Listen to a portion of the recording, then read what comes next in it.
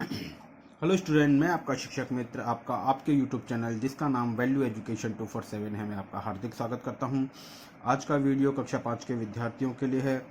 आज हम कक्षा 5 की जो गणित विषय है उसके कुछ महत्वपूर्ण प्रश्नों पर चर्चा करने वाले हैं। इस तरीके के प्रश्न आपके परीक्षा में आएंगे, तो इन प्रश्नों को जो है आप अच्छी तरीके से समझें, किस तरीके से आपको करना है वो देखें। देखिए, सबसे पहले आपके जो है एक प्रश्न आएगा, आरोही क्रम में लिखिए। आरोही क्रम का मतलब है सबसे पहले सबसे छोटी संख्या से शुरू करना है, उसके बाद में उससे बड़ी लिखनी है और लास्ट में सबसे बड़ी संख्या लिखनी है। तो अब यहाँ पर देखेंगे कि ये हमारे पास में 4 संख्याएं दी हुई हैं। पहली संख्या ये है, दूसरी संख्या ये, तीसरी ये और चौथी संख्या ये। हमें ये बताना है कि हमें सबसे पहले इनमें से कौन सी संख्या को लिखना है। तो देखिए, सबसे पहले इनका जो पहला अंक है वो देखेंगे। इसमें पहला अंक 3 है, इसमें पहला अंक 4 है, इसमें पहला अंक 5 है और इसमें पहला अंक 2 है। तो इस तरीके से हमारी जो सबसे छोटी जो संख्या है वो ये है 2465। तो सबसे पहले हम इसी को लिखेंगे। तो हमने यहाँ लिख दिया 2465 और साथ ही इस संख्या को हम जो है रूल से या पेंसिल से या पेन से जो है इसको क्रॉस कर देंगे, ताकि हमें पता रहे कि हम इस संख्या को ले चुके हैं। अब हमारे पास में 3 संख्याएं ही बच रही हैं। जब भी आरोही क्रम में लिखते हैं तो ये साइन इस तरीके से आता है, यानी इसका जो मुंह है ग्रेटर देन की तरफ होता है, यानी बड़ी संख्या की तरफ मुंह रहता है, तो ये मुंह आगे की तरफ चलता है। अब हमारे पास में संख्या 3 है, इसमें 3 है, इसमें 4 है और इसमें 5 है। तो हमें साफ दिख रहा है कि इनमें सबसे छोटी, इन तीनों में से सबसे छोटी, क्योंकि ये तो हट ही चुकी है तो इसको तो लेंगे ही नहीं। अब हमारे पास में 3 है, इन तीनों में सबसे छोटी संख्या 3 वाली है, यानी कि 3576 संख्या जो है ये हमारी दूसरे नंबर की संख्या हो गई। और इस पर भी हम कट का निशान लगा देंगे ताकि हमें पता रहे कि हम ये 2 संख्याएं ले चुके हैं, इन्हें हम सम्मिलित नहीं करना है। अब हमारे पास में संख्या ये और ये बच गई। अब इन दोनों में से दिख रहा है कि ये 4 है और ये 5 है, तो हम जानते हैं कि 4 ही छोटा होता है, तो इन दोनों में से ये वाली संख्या छोटी है।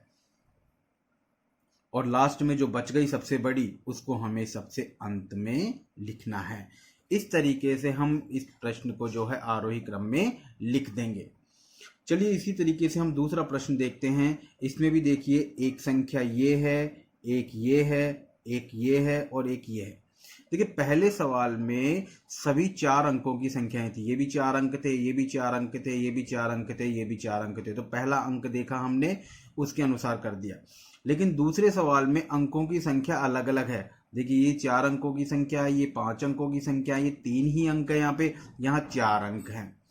तो यहाँ पर जो 3 अंकों की संख्या है वो सबसे छोटी है, इसमें हम पहला या दूसरा अंक नहीं देखेंगे। तो हमें पता चल गया कि हमारी सबसे छोटी संख्या ये है, तो हम यहाँ लिख देंगे 396 और इसको क्रॉस कर देंगे, ताकि ये हो जाएगा कि इसको हम ले चुके हैं। अब 1, 2 और 3 संख्याएं बच रही हैं। इसमें से 2 संख्या 4 अंकों की है और 1 5 अंकों की है। तो 5 अंकों की संख्या तो सबसे बड़ी हो ही जाएगी। 4 अंकों की में इसमें देखना है हमें। देखिए, पहला अंक इसमें 9, इसमें भी 9, यहाँ तक तो बराबर है मामला। दूसरा अंक इसमें 7, इसमें भी 7, यहाँ भी मामला बराबर है। यहाँ पर 6, यहाँ भी 6, यहाँ तक भी दोनों संख्याएं बराबर हैं। यहाँ तक फैसला नहीं हुआ कि कौन छोटी है और कौन बड़ी है। अब फैसला लास्ट अंक करेगा, ये 5 है और ये 9 है। तो इससे हमें मालूम चल रहा है कि ये संख्या छोटी है और ये बड़ी है। इसका मतलब इसे पहले लिखना है। तो 9 7 6 5 इसको हमने पहले लिख दिया और अब लिख देंगे 9 7 6 9, यानी कि 9769। और अंत में हमारे पास में 5 अंकों की संख्या बच गई, जो कि सबसे बड़ी है। डिजिट नहीं देखेंगे क्योंकि 5 अंकों की संख्या 3 और 4 अंकों से बड़ी होती है। इस तरीके से हम आरोही क्रम में लिखना सीख लेंगे, आरोही क्रम कर लेंगे। दूसरा प्रश्न है, अवरोही क्रम में लिखिए। देखिए, आरोही क्रम में हमने सबसे छोटी से शुरू किया है, यहाँ हम सबसे बड़ी से शुरू करेंगे। काम उसी तरीके से करना है, देखना उसी तरीके से है कि छोटी है या बड़ी है। देखिए, 4 अंक, ये भी 4 अंक, ये भी 4 अंक, ये भी 4 अंक। तो सबसे पहले तो अंकों को गिनेंगे, सबसे पहला काम है अंकों को गिनना। तो अंकों को हमने गिन लिया, सभी 4 अंकों की संख्याएं हैं। अब जब अंकों के आधार पर ये सब बराबर है तो पहला अंक देख करके मालूम करेंगे कौन छोटी और कौन बड़ी है। यहाँ 3 है, यहाँ 7 है, यहाँ 6 है और यहाँ 5 है। तो कौन सबसे बड़ा है? 7 वाली संख्या सबसे बड़ी है। तो इसको सबसे पहले लिख देंगे, क्योंकि हम जानते हैं कि ये हम अवरोही वाला क्वेश्चन कर रहे हैं। अवरोही में सबसे बड़ी सबसे पहले आएगी और ये साइन भी इस तरफ लगेगा, क्योंकि बड़ी संख्या ये रहेगी सबसे, ठीक है, यानी कि लेस देन का लगेगा। अब दूसरी 6 अंकों की संख्या है, तो 6, 8, 7, 6 ये भी आ गई।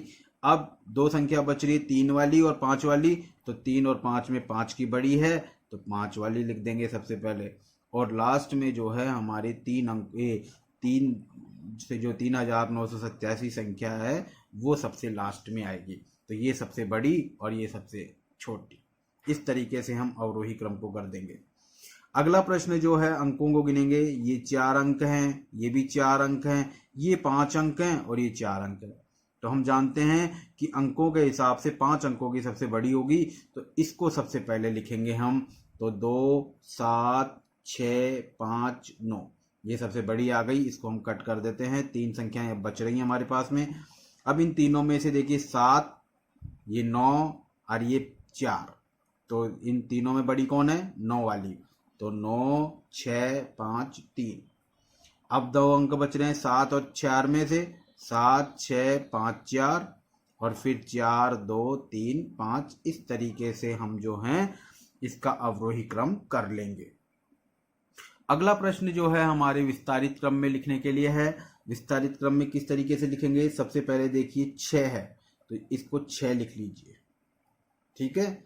अब 1 0 7 की आएगी, 1 0 5 की आएगी, 1 0 4 की आएगी, क्योंकि इसके आगे देखो 6 के आगे 3 संख्या है, 1 7 5 4, तो इसके आगे 3 0 लग जाएंगी। 1 7 की 0, 1 5 की 0 और 1 4 की 0। इस तरीके से आप याद रख सकते हैं, ठीक है। 6 का काम यहाँ खत्म हो गया, उसके आगे 0 लगा ली, 6 का काम खत्म हो गया।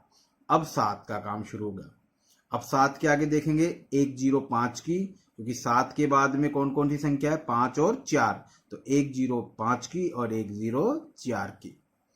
इस प्रकार से अब आ गया 7 के बाद में 7 का भी काम यहाँ खत्म हो गया। अब शुरू काम हो गया 5 का, तो 5 के बाद में 0 आएगी केवल 1 और यहाँ पर आ गया हमारे पास में 4। इस तरीके से हम जो है यहाँ पर विस्तारित रूप कर लेंगे। अब यहाँ पर है हमारे पास में अगला प्रश्न। अगला प्रश्न जो है हमारा वो है संक्षिप्त रूप में लिखिए। संक्षिप्त रूप का मतलब होता है इसको शॉर्ट फॉर्म में लिखना है। इंग्लिश मीडियम वाले बच्चों के लिए शॉर्ट फॉर्म में लिखना है, जैसे कि ये विस्तारित रूप का उल्टा होता है, यानी ये संख्या एक तरीके से विस्तारित रूप में लिखी हुई है, इसको शॉर्ट फॉर्म में लिखना है। तो सबसे पहले तो ये देखें कि इसमें कितनी 0 हैं। 1 2 3 4, 4 0 हैं, फिर 1 2 3 3 0 हैं, फिर 1 2 2 0 है, फिर 1 0 है। बिल्कुल सही है, कोई दिक्कत नहीं। तो पहला इसका अंक ले लेंगे 3, फिर यहां से ले लेंगे इसका अंक ले लेंगे 5, फिर ये अंक ले लेंगे 6, फिर ये अंक ले लेंगे 8 और फिर ये लास्ट वाला अंक ले लेंगे 9। इस तरीके से हम इसको संक्षिप्त रूप में लिख लेंगे। लेकिन अब इस प्रश्न में देखेंगे शुरू में संख्या गिनी है। देखिए संख्या जो शुरू में जो जितनी 0 है ना उतनी बड़ी संख्या बनेगी। देखिए इसमें अंक गिन लीजिए शुरू में 1 2 3 4 5। इसका मतलब ये मान लीजिए कि आपकी जो संख्या बनेगी वो 5 अंकों की बनेगी शुरू को देख करके। तो इसके भी गिन लीजिए 1 2 3 4 5। इसका मतलब है 5 अंकों की संख्या बनेगी, जिसमें से पहला अंक हो गया 9। अच्छा यहाँ पर 0 कितनी है? 1 2 3 4, ठीक है। यहाँ 0 कितनी है? 1 2। आप जानते हो कि 4 0 के बाद में, जैसे इसमें 4 0 के बाद में 3 0 आई थी, लेकिन यहाँ पर 4 0 के बाद में कितनी 0 आ गई? 2 0। मतलब 3 0 वाली गायब हो गई।